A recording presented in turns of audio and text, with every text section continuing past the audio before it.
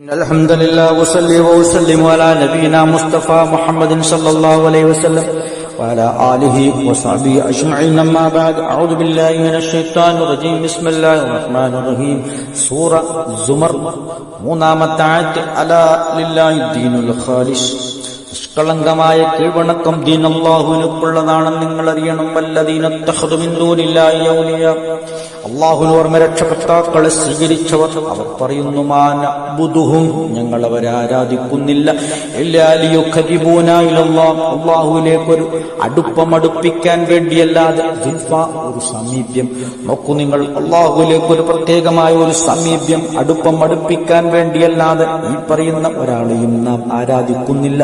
മക്കത്തെ മുശ്രിക്കുകൾ നോക്കൂ, ഇബ്രാഹിം നബിയെയും ഇസ്മായിൽ നബിയെയും അതുപോലെയുള്ള ലാത്തയെയും ഇവർ ആരാധിച്ചിരുന്നതിന്റെ കാരണം അവർ പറയുകയാണ് അവരൊക്കെയും നമ്മെ അള്ളാഹുവിലേക്ക് അടുപ്പിക്കും.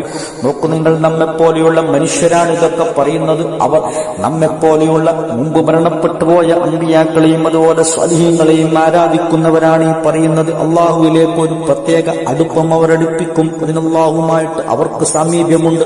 അവിടെ സാമീപ്യമുണ്ട്, അത് ഉപയോഗിച്ചുകൊണ്ട് ആ സ്വാധീനം ഉപയോഗിച്ചുകൊണ്ട് നമ്മെ അവർ അള്ളാഹുവിലേക്ക് അടുപ്പിക്കും. അതിനാണ് നമ്മൾ ആരാധിക്കുന്നത്. അവർക്ക് പലതരത്തിലുള്ള ആരാധനകൾ അർപ്പിക്കുകയും അവരെ സന്തോഷിപ്പിക്കുകയും തൃപ്തിപ്പെടുത്തുകയും ചെയ്തു കഴിഞ്ഞാൽ അവർ നമ്മിൽ തൃപ്തിപ്പെടും. അങ്ങനെ നമ്മെ അള്ളാഹുവിലേക്ക് ഒരു അടുപ്പമുണ്ടാക്കാൻ അവർ സഹായിക്കും. ഇങ്ങനെ അള്ളാഹുവിന്റെയും നമ്മുടെയും ഇടയിൽ ചില ഇടയാളന്മാരെ സ്ഥാപിക്കുന്ന ഒരു പ്രവൃത്തിയായിരുന്നു മക്ക മുശ്രിക്കുകൾ ചെയ്തിരുന്നത്. ഒരിക്കലും നാം ഈ പ്രവൃത്തി ചെയ്യാൻ പാടില്ല. അത് ശിർക്കിലേക്കും കുഫ്റിലേക്കും നമ്മളെ വലിച്ചഴക്കുന്നതാണ്. നോക്കൂ നിങ്ങൾ, ഒരിക്കലും ഒരു തെമ്മാടിയായ മനുഷ്യരെ ആരും ആരാധിക്കാറില്ല.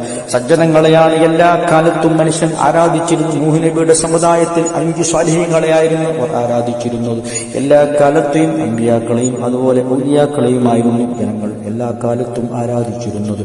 നോക്കൂ നിങ്ങൾ, ഒരിക്കലും അത്തരം ആൾക്കാർ ഒരിക്കലും നമ്മൾ ആരാധിക്കാൻ പാടില്ല. ആരാധനയുടെ ഒരു സ്വഭാവവും നമ്മൾ അവർക്ക് അർപ്പിക്കാൻ പാടില്ല. ആരാധനയുടെ തന്നെ മജ്ജയായ അതിന്റെ കമ്പായ ദുആ എന്ന് പറയുന്നത് അദ്ദുആഉ ഹുവൽ ഇബാദ. അത് തന്നെയാണ് ആരാധന എന്ന് അല്ലാഹുവിന്റെ റസൂൽ നമുക്ക് പഠിപ്പിക്കുമ്പോൾ ആ ദുആ ഒരിക്കലും നാം നമ്മുടെ വേവലാദികളോ ആവലാദികളോ ഇത്തരം മനുഷ്യന്മാരുടെ മുന്നിൽ സമർപ്പിക്കാൻ പാടില്ല. അത് അല്ലാഹുവിന്റെ മുന്നിൽ മാത്രമേ സമർപ്പിക്കാൻ പാടുള്ളൂ എന്നാണ് അല്ലാഹു സുബ്ഹാനഹു വ തആല നമുക്ക് പഠിപ്പിച്ചു തരുന്നത്. ഇത്തരം വചനങ്ങൾ കൃത്യമായി മനസ്സിലെത്തി പഠിച്ച് ജീവിതത്തിൽ പകർത്തിക്കൊണ്ട് യഥാർത്ഥ മുഅ്മിനായി മുസ്ലിമായി മരണപ്പെടുന്നവരുടെ കൂട്ടത്തിൽ നമ്മെ അല്ലാഹു ഉൾപ്പെടുത്തുമാറാകട്ടെ. അൽഹംദുലില്ലാഹി റബ്ബിൽ ആലമീൻ.